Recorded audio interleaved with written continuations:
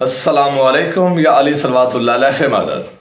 उम्मीद है तमाम मोमिन खैर और आफियत से होंगे और दुआ है मालिक अब सबको अपने हिफ्ज़ व मान में रखे। सामीन और नाज़रीन, आज रात हमारा मुनाजरा हसन अली यारी साहब के साथ हुआ, अज़मत सादात के लिहाज से, हुर्मत सादात के लिहाज से।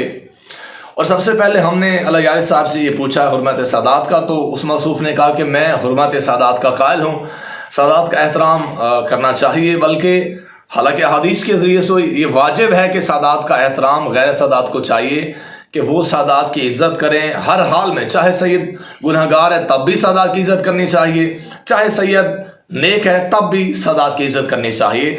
तो उनका मसूफ़ का ये कहना था कि हम सादात की इज़्ज़त और तकरीम के कायल हैं। और इसी तरह जब मैंने पूछा दरबार शाम के लिहाज से, तो जब एक मलाउन ने कहा था कि मैं नाउज़ बिल्लाह बीबी मासूमा के लिहाज से, जब उस हरामज़ादे ने बकवास की थी कि मैं कनीज़ी में लेना चाहता हूँ, तो बीबी ने कह दिया था कि आपको खुदा ने इसका अख्तियार ही नहीं दिया, आप ये कर ही नहीं सकते जब तक कि आप अपने दीन और मिल्लत से खारिज ना हो जाएं। ठीक है, तो यहाँ से ये भी साबित होता है कि अगर कोई किसी को कनीज़ी में लेता है तो जी वो दीन इस्लाम से खारिज हो जाता है। फिर सादात को कोई कनीज़ी में ले तो इस लिहाज से आप क्या कहेंगे?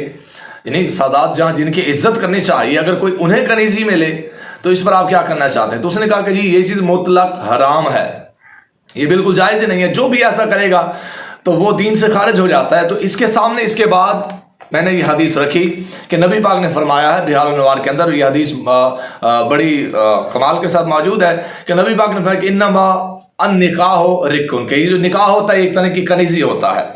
फ़ायदा अनकहा अहदकुम वाले यदतन फ़क़द अरक्कहा, कि जब भी तुम किसी को शादी के लिए, एक निकाह के लिए देते हैं तो आप उसे कनीज़ी में दे रहे होते हैं। फ़लयंज़ुर अहदकुम लिमन यरिक्कु करीमतहु, तो फिर तुम देखा करो, गौर किया करो कि तुम किसको कनीज़ी में दे रहे हो। ये हदीस हमने रखी कि और अली यारी साहब से ये सवाल किया कि अली यारी साहब हमें बताइए, जब शादी निकाह कनीज़ी होता है तो क्या सैयद ज़ादी को गैर सैयद की कनीज़ बनाया जा सकता है, गुलाम बनाया जा सकता है, ताबेदार बनाया जा सकता है, नौकर बनाया जा सकता है? नाउज़ु बिल्लाह। और कुरान भी यही कहता है अर्रिजालु क़व्वामून अला निसा, के जो मर्द होते हैं वो औरतों पे हाकिम होते हैं मुल्लाओं के तर्जमे के मुताबिक।